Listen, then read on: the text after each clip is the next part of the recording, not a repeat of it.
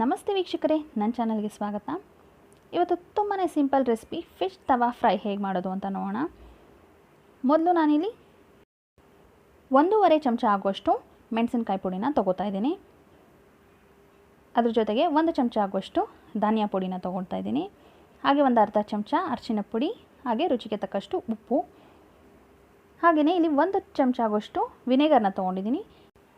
Vinegar ಬದಲಾಗಿ ನಿಂಬೆಹಣ್ಣಿನ ರಸನೂ ಹಾಕೋಬೋದು, ಇಲ್ಲಾಂದರೆ ಹುಣಸೆ ಹಣ್ಣಿನ ರಸನೂ ಹಾಕೋಬೋದು. ಚೆನ್ನಾಗಿ ಒಂದು ಮಿಕ್ಸ್ ಮಾಡ್ಕೊಳ್ಳೋಣ.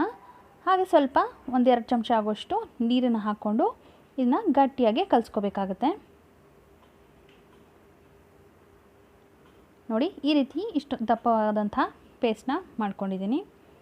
ನಾನಿಲ್ಲಿ ಬೊಂಗಡೆ ಮೀನಿನ ಫ್ರೈ ಮಾಡ್ತಾಯಿದ್ದೀನಿ. ಮೀನಿಗೆ ಈ ರೀತಿ ಮಧ್ಯದಲ್ಲಿ ಕಟ್ ಹಾಕಿ ಇಟ್ಕೊಂಡಿದ್ದೀನಿ. ಈ ರೀತಿ ಮಾಡೋದ್ರಿಂದ ಮಸಾಲೆ ಚೆನ್ನಾಗಿ ಮೀನಿಗೆ ಹಿಡಿತದೆ. ನೀಟಾಗಿ ಮಸಾಲೆನೆಲ್ಲ ಮೀನಿನ ಮೇಲೆ ಅಪ್ಲೈ ಮಾಡ್ತಾಯಿದ್ದೀನಿ. ಚೆನ್ನಾಗಿ ಆ ಕಟ್ ಹಾಕಿರೋ ಜಾಗಕ್ಕೆ ಮತ್ತು ಮೀನಿನ ಒಳಭಾಗಕ್ಕೆ ಎಲ್ಲ ನಾವು ಕಲಸಿದ್ದಂತಹ ಮಸಾಲೆನ ಹಚ್ಕೊಳ್ಳೋಣ.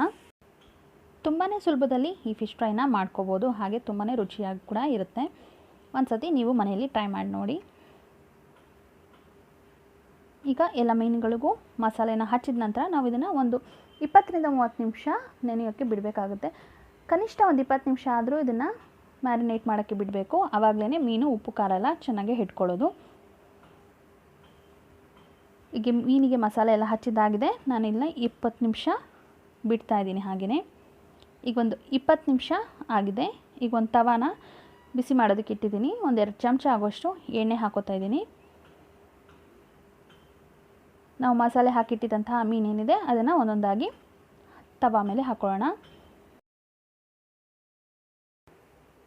ಉಳಿದಿರುವಂತಹ ಮಸಾಲೆ ಏನಿದೆ ಅದನ್ನು ಮೀನಿನ ಮೇಲೆ ಹಚ್ಕೋತಾ ಇದ್ದೀನಿ.